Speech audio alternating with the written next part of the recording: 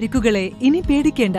എല്ലാവിധ സ്പോർട്സ് ഇഞ്ചുറികൾക്കുമുള്ള സമഗ്ര പരിഹാരം ഇവിടെയുണ്ട്. ABC orthopaedic hospital, near Kairali theatre, Calicut road, Manjeri. നിയുക്ത അമ്പലപ്പുഴ MLA G. സുധാകരൻ പാണക്കാട്ടെത്തി മുസ്ലിം ലീഗ് സംസ്ഥാന പ്രസിഡന്റ് പാണക്കാട് സാദിഖ് അലി ശിഹാബ് തങ്ങളെയും ദേശീയ ജനറൽ സെക്രട്ടറി PK കുഞ്ഞാലിക്കുട്ടിയെയും സന്ദർശിച്ചു. രാവിലെ 11 മണിയോടെയാണ് സുധാകരൻ പാണക്കാട്ടെത്തിയത്. സാദിഖ് അലി ശിഹാബ് തങ്ങളുമായി PK കുഞ്ഞാലിക്കുട്ടിയുമായും അദ്ദേഹം ചർച്ച നടത്തി. SNDP ജനറൽ സെക്രട്ടറി എന്ന നിലയിലാണ് താൻ വെള്ളാപ്പള്ളി നടേശനെ ആദരിച്ചതെന്നും വെള്ളാപ്പള്ളി ചുമ്മാ കയറി ആ പദവിയിൽ എത്തിയതല്ലെന്നും അദ്ദേഹം പറഞ്ഞു. മലപ്പുറത്തെ അധിക്ഷേപിച്ചതിന് മറുപടി പറഞ്ഞിട്ടുണ്ട്. ആ പരാമർശം ശരിയല്ലെന്ന് നേരത്തെ പറഞ്ഞതാണ്. മുസ്ലിങ്ങൾക്കെതിരെ പറയുന്നത് ശരിയല്ലെന്ന് താനും നേരത്തെ പറഞ്ഞിട്ടുണ്ടെന്നും അദ്ദേഹം പറഞ്ഞു. എനിക്കെതിരെ മത്സരിച്ചത് ഒരു മുസ്ലിം നാമധാരിയാണെങ്കിലും മുസ്ലിം ഭൂരിപക്ഷ ബൂത്തുകളിലെല്ലാം തനിക്കാണ് ഭൂരിപക്ഷം ലഭിച്ചത്. കേരളത്തിലെ ഏറ്റവും സെക്യുലറായ വിഭാഗമാണ് മുസ്ലിം സമുദായം. മണ്ഡലത്തിലെ മുസ്ലിം വോട്ടുകൾ തനിക്ക് ലഭിച്ചു. അതിൽ സാദിഖ് അലി തങ്ങളുടെയും PK കുഞ്ഞാലിക്കുട്ടിയുടെയും ഇടപെടൽ സഹായമായി. മുഖ്യമന്ത്രിയെ കോൺഗ്രസ് തീരുമാനിക്കുമെന്നും G. സുധാകരൻ പ്രതികരിച്ചു. അപ്പോഴാണ് എനിക്ക് ഏറ്റവും വലിയ പരിപാടി 22,000-ലേറെ വോട്ടിൻ്റെ മെജോറിറ്റിയിൽ 72 മുസ്ലിം ഡോമിനേറ്റഡ് ബൂത്തിലും ഭൂരിപക്ഷമായിട്ട് റിസൾട്ട് വന്നത്. അപ്പോൾ അത് അമ്പലപ്പുഴയിലെ മാത്രമല്ല, കേരളം ഒട്ടാകെ ഹൈലി സെക്കുലറായ ഒരു വിഭാഗമാണ് മുസ്ലിം ജനവിഭാഗം. അത് നമ്മുടെ ചരിത്രത്തെ രേഖപ്പെടുത്തേണ്ട ഒരു കാര്യമാണ്, രേഖപ്പെടുത്തിയിട്ടുള്ളൊരു കാര്യമാണ്. അപ്പോൾ അതുകൊണ്ട് അദ്ദേഹത്തെ കാണാൻ കഴിഞ്ഞാൽ വളരെ സന്തോഷമുണ്ട്. സഹായിച്ചവരെയൊക്കെ നമുക്ക് നന്ദി ഓർമ്മിക്കേണ്ടതായിട്ടുണ്ട്.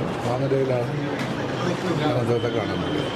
ഈ അങ്ങയുടെ ഒരു വരവ് UDFന് ഈ ഒരു തരംഗത്തിന് സഹായിച്ചു എന്നൊരു വിലയിരുത്തലുണ്ട്. കാരണം താങ്കൾ ആദ്യം വന്നു, ഇതിന് പിന്നാലെ തന്നെ കണ്ണൂരിലേക്ക് TK ഗോവിന്ദൻ അടക്കമുള്ളവരുടെ മാറ്റം, അത് ഈ പാണക്കാട് നിന്ന് ഇവർ നേതാക്കളൊക്കെ അങ്ങനെ വിലയിരുത്തിയിട്ടുണ്ട്. അത് പൊതുവെ വിലയിരുത്തിയിട്ടുണ്ട്. അതേപ്പറ്റി കൂടുതലായിട്ട് ആ നിലയിൽ ഞാൻ വിശദീകരിക്കാൻ പോയിട്ടില്ല. പക്ഷെ അതൊരു വസ്തുതയാണല്ലോ. പിന്നെ ഗോവിന്ദനും കുഞ്ഞികൃഷ്ണനും ഒന്നുമായിട്ട് ഞാൻ ഇതുവരെ ബന്ധപ്പെട്ടിട്ടില്ല. ഞങ്ങളൊന്നും തമ്മിലൊരു ആശയവിനിമയം നടത്തിയിട്ടുമില്ല. അങ്ങനെ പലവായിട്ടൊന്നുമല്ല. ഞാൻ കാൻഡിഡേറ്റ് പ്രഖ്യാപിച്ചതിന് ശേഷം ആരുടെയെങ്കിലും പിന്തുണ ഉണ്ടാകുമെന്ന പ്രതീക്ഷയില്ല. പെട്ടെന്ന് തന്നെ UDF കോൺഗ്രസ് മുസ്ലിം ലീഗ് പിന്തുണ പ്രഖ്യാപിച്ചു. അത് വലിയൊരു പിന്തുണയായി, അത് താങ്ങായി, തടലായി, അതൊരു വലിയ രക്ഷാകവചമായി.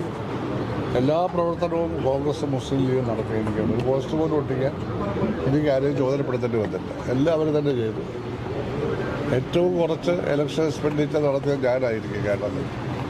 ആ നടത്തിയ എക്സ്പെൻഡിച്ചറിൻ്റെ 80% കോൺഗ്രസ്സാണ് ചെലവഴിച്ചത്. അവരാണത് ചെലവഴിച്ചത്. എനിക്ക് ചില ആളുകൾ കുറച്ച് പൈസ തരും. ഞാൻ ആരുടെയും ചോദിക്കാറില്ല, പണ്ട് ഞാൻ ചോദിക്കാറില്ല, ചോദിച്ചൊരു കാലത്തും ഞാൻ വാങ്ങാറില്ല. പക്ഷെ കുറച്ച് പൈസ കിട്ടും. ആ പൈസ ഞാൻ ഇലക്ഷൻ കമ്മിറ്റി ഏൽപ്പിച്ചു. അത്രയേ ഉള്ളൂ. ആ നിലയിൽ സഹായിച്ചു. UDFിന്റെ ഭാഗമായിരുന്നപ്പോൾ താങ്കൾ ഒരു മികച്ച മന്ത്രിയായിരുന്നു, PWD മന്ത്രിയായിരുന്നു എന്നുള്ള വിലയിരുത്തലുണ്ട്. UDFും LDFും ഇപ്രാവശ്യവും താങ്കളെ പ്രതീക്ഷിക്കാമോ? ഇല്ല, ഞാനതേപ്പറ്റി ഒന്നും പ്രത്യേകിച്ച് പ്രതീക്ഷകളോ പ്രതീക്ഷയില്ലായ്മകളോ ഇല്ല. ഞാനതൊന്നും ചിന്തിച്ചിട്ടേ ഇല്ല. ഇലക്ഷന് മത്സരിക്കുക, അത് ജയിക്കണമെന്ന് എനിക്ക് വാശിയുണ്ടായിരുന്നു. കാരണം എൻ്റെ പിന്തുണ ഇല്ലാതെ തന്നെ മുമ്പൊരു സ്ഥാനാർത്ഥി അവിടെ ജയിച്ചു. അയാളുടെ വോട്ട് കുറയ്ക്കാൻ ഞാൻ ശ്രമിച്ചു. എന്നാൽ 10,000-12,000 വോട്ട് ജയിപ്പിച്ചു കൊടുത്ത ശേഷം ഒരു കള്ളപ്രചാരവേല നടത്തി, ഒരു കള്ള അന്വേഷണം കരീമിനെ കൊണ്ട് നടത്തി. അപ്പോൾ എനിക്കൊന്ന് കാണിക്കണമെന്നുണ്ടായിരുന്നു. എൻ്റെ പിന്തുണ ഇല്ലാതെ അവിടെ എങ്ങനെയാണ് ഒരു CPM സ്ഥാനാർത്ഥി ജയിച്ചതെന്ന് മാത്രമല്ല, എനിക്ക് 29,000 വോട്ട് ഭൂരിപക്ഷം. അപ്പോൾ ആരോപണമെല്ലാം വേറെ കള്ളമായിരുന്നെന്നും മനഃപൂർവ്വം എന്നെ അവമാനിക്കുകയും ചെയ്തതാണ്. അത് എൻ്റെ മനസ്സിൽ കിടക്കുകയാണ്. 13 വർഷം പ്രസ്ഥാനത്തിന് വേണ്ടി പ്രവർത്തിച്ച എന്നോടാണ് ചെയ്തത്. എന്തിനു ചെയ്തു?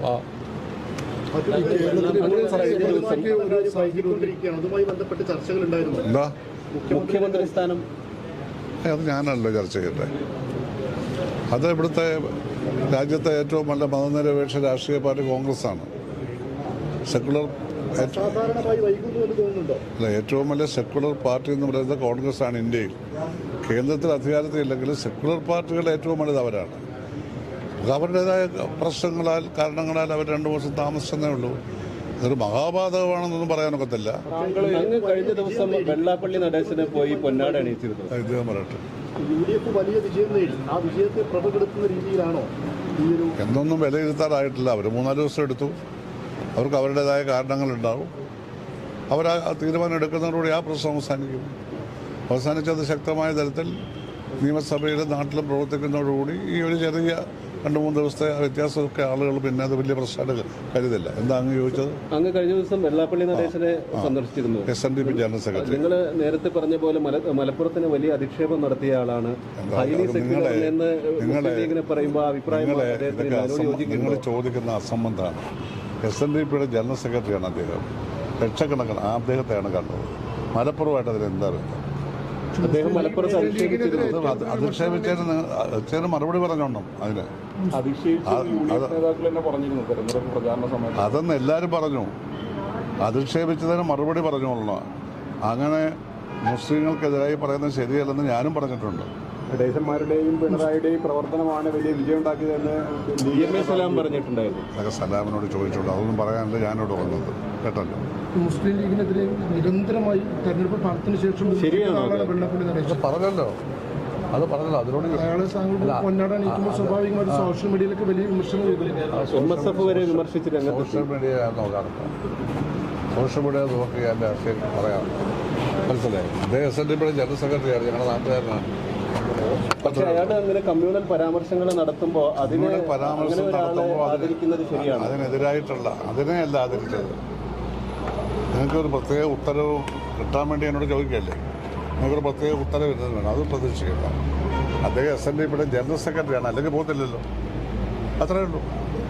ആ സ്ഥാനത്തിരുന്നോന്നാണ് അയാൾ ഇത്തരം പ്രവർത്തനം. ആ സ്ഥാനത്ത് ഇരിക്കുകയല്ലേ. ചുമ്മാ കാര്യം എങ്ങനെ ഇരിക്കുന്നതാണ്. ഇടയിൽ ചെയ്തല്ലേ പറഞ്ഞു. അതിന് മറുപടി ഇവിടെ പറഞ്ഞിട്ടുണ്ടല്ലോ. ആ പരാമർശത്തിനെല്ലാം മറുപടികൾ വന്നിട്ടുണ്ട്.